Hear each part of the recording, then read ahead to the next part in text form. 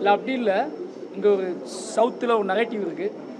சவுத்துனாலே வாழ தகுதி சென்னையில் பேசுவாங்க, தென் மாவட்டங்கள் ஏன் இப்படி இருக்குது, தென் மாவட்டங்கள் ஏன் இப்படி இருக்குன்னு சொல்லி. தென் மாவட்டங்களில் வந்து ரத்தமும் சதயமாக ஜெயித்தவங்க, கனவு நோக்கி ஓடினவங்க நிறைய பேர் இருக்காங்க. எனக்கு முக்கிய காரணம் கணேசன் கதை எடுக்கணும்னு முக்கிய காரணம் வந்து இந்த ஊரோட நெகட்டிவை மாற்றணும். இந்த ஊருக்குள்ள இருக்கிற நிறைய இளைஞர்களுக்கு வந்து வேறு மாதிரி எப்படி அவங்ககிட்ட பேசுறதுன்னு எனக்கு தெரியல. ஏன்னா ஒரு சினிமாக்காரனாக நான் வந்து உரையாடும் போது நிறைய இங்கே சிக்கல்கள் இருந்துச்சு. அப்போ இளைஞர்கள்ட்ட அவங்களுக்கு புரிஞ்ச பாசையில் பேசணும். அது முக்கியமாக தென் தமிழ்நாட்டுக்கு ஒட்டுமொத்த தமிழ் மக்கள், ஒட்டுமொத்த தமிழ் சமூகங்களுக்கும் உள்ள எல்லா இளைஞர்கள்ட்டையும் நான் பேசணும் அப்படின்னு முடிவு பண்ணி அதுக்கு ஒரே டூல் வந்து ஒரே வழி வந்து கணேசன் கதை தான் எடுத்து முடிவு பண்ணேன். ஏன்னா கணேசன் கதைக்குள்ளே என் கதை இருக்குது.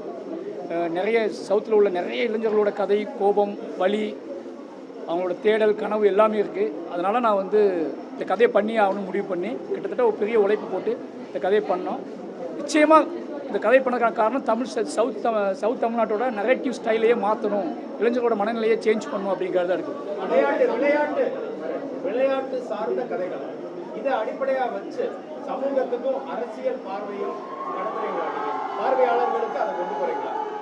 இப்போ விளையாட்டுன்னு ஒன்று இல்லை, தனியான ஒன்று இல்லை, அது சமூகம் சார்ந்தது தான். அதில் பயணிக்கிற அத்தனை இளைஞர்களுமே ஒரு சமூகத்துலேருந்து கிளம்பி தான் போகிறாங்க.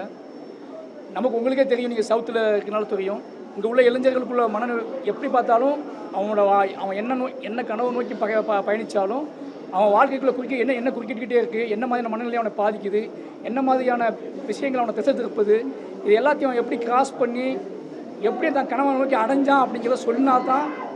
இங்கே வந்து பாதையே இல்லை, வழியே இல்லை, இந்த ஊரில் பிறந்தா இப்படி தான் வாழ்க்கை, இவ்வளோ தான் நம்ம விதி நினச்சிட்டு இருக்காங்க. நிறைய பாதைகள் இருக்குது. நீங்கள் பயணிக்க ஆரம்பித்தா தான் நிறைய மனிதர்கள் தென்படுவாங்க. அவங்க உனக்கு யாருன்னெலாம் பார்க்க மாட்டாங்க, உன் திறமையை பார்த்து உதவிகள் செய்ய ஆரம்பிப்பாங்க. அந்த உதவிகள் செஞ்சால் தான் உங்களோட வாழ்க்கை மாறும். அப்படியாப்பட்ட மனிதர்களை சந்திக்கும் போது தான் உன் வாழ்க்கையில் ஒரு பெரிய வெளிச்சம் கிடைக்கும். அப்போ நம்பிக்கை இல்லாமல் இந்த ஊரில் நீ வாழாத, இந்த ஊரில் நம்பி வாழ்றதுக்கான நிறைய சோர்ஸ் இருக்குது. இந்த ஊர் நீ வந்து உன்னோட கனவை மட்டும் நம்பு அப்படின்னு சொல்கிறதுக்காக எடுக்கப்பட்ட படம் தான் பைசா.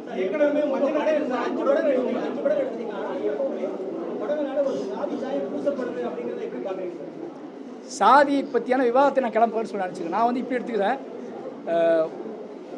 என்னோடய வாழ்க்கையில் ஒவ்வொருத்தருக்கும் ஒவ்வொரு பிரச்சனை இருக்கும். என்னோடய வாழ்க்கையில் நான் கண்ட ஒரே பேய் சாதி தான். ஓகேங்களா? அப்போ தொடர்ந்து நான் அதை வந்து அதோட பாதிப்பிலிருந்து இல்லை அதோட வழியை ஆடியன்ஸுக்கு ஏதோ மனநிலையை அது ஒன்றுமே இல்லை, அதை நீ கடந்து வான்னு சொல்கிறதுக்காக என்னோடய ஸ்கிரிப்டில், என்னோடய திரைக்கதையில் அதை நான் வச்சுக்கிட்டே இருக்கேன்.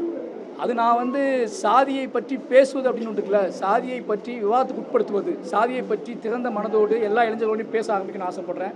அது முதல்ல ரொம்ப நாள் கழித்து நடக்கனால இந்த நெகட்டிவ் கொஞ்சம் கஷ்டமாக இருக்கும். ஆனால் போக போக இந்த நெகட்டிவ் சாதாரணமாக மாறும். எல்லா இளைஞர்களும் பார்க்குற இடத்துல, டீ கடையில், எல்லா இடத்துலையுமே நம்ம ஊரில் உங்களுக்கே தெரியும், திருநெல்வேலியில் எவ்வளோ ஃப்ரெண்ட்ஸாக இருந்தாலும் அதை பற்றி மட்டும் பேச மாட்டோம். ஏன்னு கேட்டால் அதை உடச்சி வெளியே வரது ரொம்ப கஷ்டம். அப்படியே ஹாய் கலோடு சொல்லிட்டு போயிடுவோம். அந்த நெகட்டிவை மாற்றணும், அதை உடைக்கணும். எல்லா இளைஞர்களும் தன்னை பற்றியும் தன் வாழும் சமுதாயத்தை பற்றியும் ஒரு திறந்த மனதோடு யார் தப்பு யார் பக்கம் நியாயம் இருக்குங்கிறத அவங்களே பேசி முடிச்சிட்டாங்கன்னா இவ்வளோ பிரச்சனை வராது. எல்லாம் பேசி ஒழிச்சு வைக்கிறதுனால நிறைய குமிஞ்சு போய் நிறைய சேர்ந்து அது எப்படி சொல்கிறது, ஒரு பாம் மாதிரி வெடிச்சிருச்சு சில நேரத்தில். அப்போது குட்டி குட்டியாக அதை பேசி சரி பண்ணி எனக்கு தெரியும் நான் எப்படியாப்பட்ட வாழ்க்கையிலேருந்து வெளியே போனேன்னு சொல்லி.